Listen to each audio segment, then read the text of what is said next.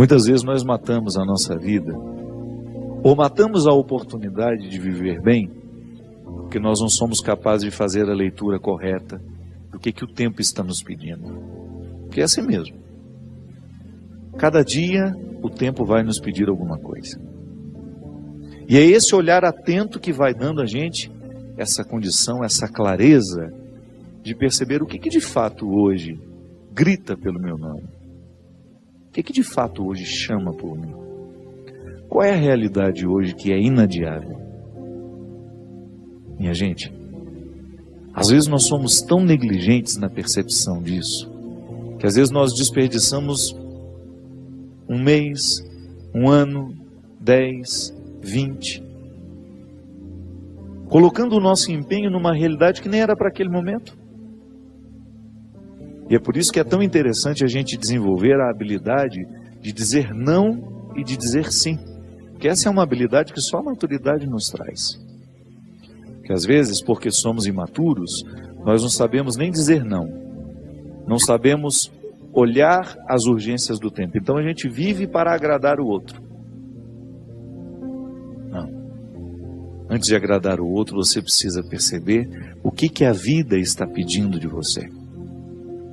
Porque nem sempre aquilo que você pode fazer para agradar o outro, está em consonância com aquilo que a vida está pedindo de você.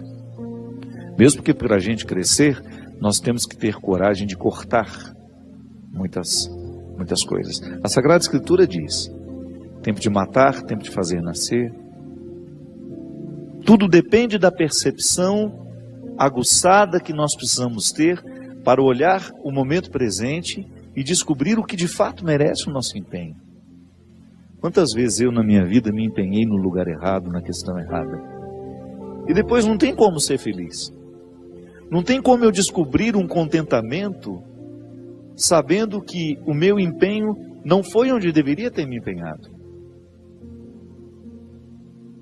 Não há possibilidade de eu me sentir realizado, de sentir-me bem com as minhas escolhas, porque o que vai fazer com que eu me sinta bem é olhar para o contexto das minhas escolhas e ficar confortável com aquilo que foi escolhido. É interessante porque, às vezes, a nossa maneira de viver nos priva até mesmo dessa percepção. Nós estamos muito estranhos a nós. Não é estranho com o outro, não. É estranho a nós mesmos. Estranhos a nós mesmos. O corpo precisa de alma. Sim, eu preciso de sustento para a minha vida. Eu preciso de significar a minha matéria. Eu preciso colocar alma em tudo aquilo que sou eu, até na casa onde eu moro. E a vida tem me ensinado que a casa não é um aglomerado de paredes. A casa é um sentimento que me ocorre. Não é só uma construção material, não. Quando eu entro dentro daquelas paredes que eu construí com o meu trabalho, ali eu identifico a alma que me sustenta. É um sentimento que me ocorre. Eu tenho certeza que todos experimentamos isso. Quando a gente abre a porta da casa, quando a gente entra, é um sentimento bom que nos ocorre. Isso é alma. É quando a matéria está plena de significados. É quando a gente começa a atribuir um significado que ultrapassa as paredes, os móveis, o telhado ou a laje, o jardim, o portão de entrada. É um sentimento que nos ocorre. E é interessante que a qualidade da nossa vida depende, está intimamente ligada à nossa capacidade de depositar alma nas coisas. Eu não estou falando dessa alma, do significado mais profundo da nossa vida, dessa dimensão espiritual que me conecta com a eternidade. Não. Eu estou falando de tudo aquilo que vive e que faz sentido à matéria. Traz sentido àquilo que é material. Então a gente usa de maneira inadequada o termo alma. Perceber que os meus objetos estão perpassados por um significado que ultrapassa a matéria. Como dizia Rubem Alves, né? Existem coisas que são mais que coisas, são coisas que nos fazem lembrar. Isso é, virar um sacramental. Da mesma maneira como eu trago uma lembrancinha da viagem, aquilo é para mim apenas um sacramental de alguma coisa que foi boa, que foi vivida, que foi experimentada, que me fez bem. Mas agora, na minha oportunidade de colocar alma nesse corpo, nessa oportunidade única que eu tenho de viver diariamente bem a minha vida e assim inflar ar em tudo isso, da mesma maneira como eu percebo essa outra alma das coisas, da minha casa quando chego, de um sentimento que me ocorre, o viver bem, me trazendo a consciência de que hoje, quando eu observo as urgências da minha vida e me empenho nessas urgências, eu estou colocando alma no meu corpo. Ah, padre, essa visão separatista não combina com a teologia cristã. Eu sei, isso é só didática, essa separação é apenas didática. Funciona tudo junto, corpo e alma estão, embora sejam realidades distintas, funcionam juntas, é unidade. Nós proclamamos a unidade de tudo isso. Agora, quando eu percebo, quando eu identifico que eu não estou fazendo, que eu não estou me empenhando para viver bem, eu estou sim fragilizando os recursos da minha alma, que são justamente para me ajudar a viver bem a própria vida do corpo. Trabalham em conjunto, minha gente. E nós muitas vezes negligenciamos a observância do tempo, como na Escritura que diz. O escritor sagrado fala justamente isso. Tempo de chorar e tempo de rir. Há momentos que a própria vida te mostra a necessidade de chorar, de julgar para fora os seus excessos, de não ter medo da tristeza, de permitir que essa tristeza cave dentro de nós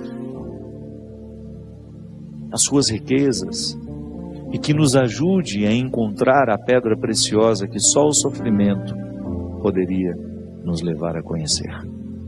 Depois vem o riso. O riso não nasce por acaso. A gente já cantava aquela música também, né? Ando devagar porque já tive pressa e trago esse sorriso porque já chorei demais. O sorriso é o resultado da lágrima bem chorada.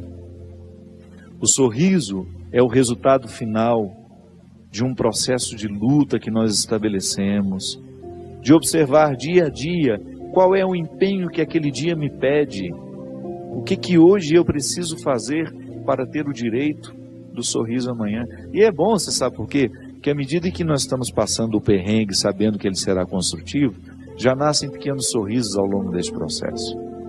Quando a gente fala de um sorriso final, é apenas a metáfora de um processo bem feito, bem vivido.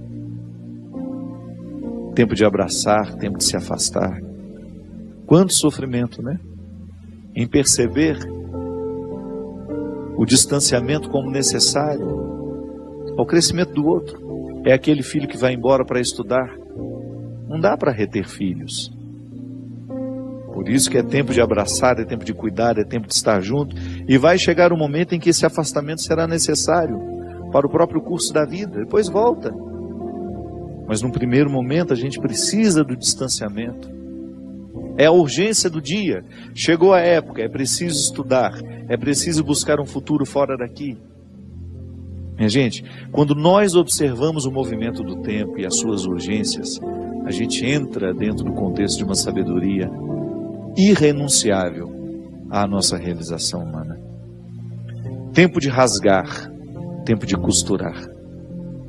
Se a gente não tem coragem, muitas vezes, de rasgar algumas realidades, depois jamais conseguiremos viver a libertação dela. Hoje até escrevi sobre isso.